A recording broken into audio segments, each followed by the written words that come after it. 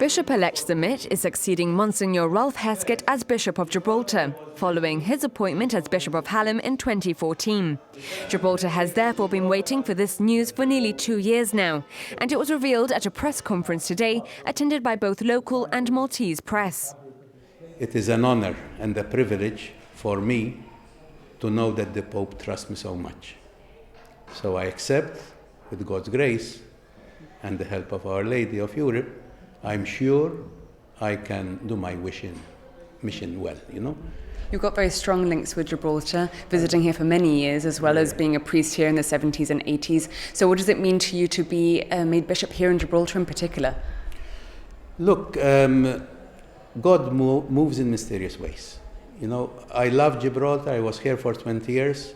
After 20 years, I felt I needed a change, to be honest. I was in the schools. I did a lot of work in the schools. Many of the people in Gibraltar remember me as a teacher in the school, in religion, and also as a chaplain. And then I was a parish priest for another 10 years. And then I said, look, it's good to have other experiences. And I think that's good for anybody. So I went to Malta, and the bishop immediately said, look, do this. I was a chancellor, which is an important position, and also a judge. And at the end, I finished in charge of the tribunal. So that was my life. And I always came back to Gibraltar at least 3 times a year. This was home from home. Malta is my home, Gibraltar is my home. I make no difference between the two. I love Gibraltar because in Gibraltar I enjoy myself more. Let's put it that way.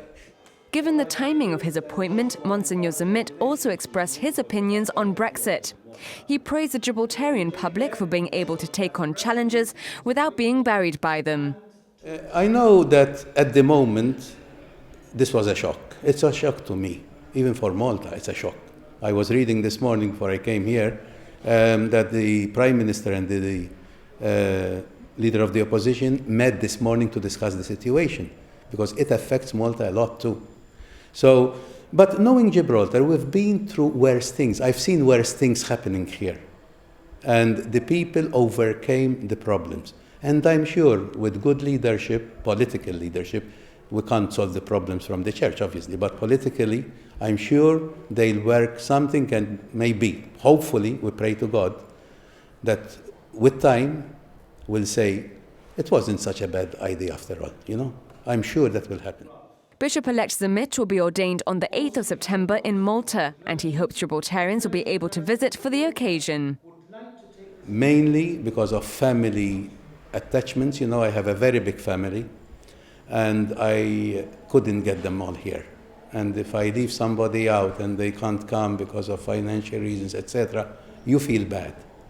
So even for my friends, the priests who know me a lot and who want to be present for these things, I said the best thing is to have it in Malta. We have the place ready. We don't have to prepare anything. I can tell 2 priests who are experts in these things, you take care of the thing, and they'll do everything. I don't have to bother at all.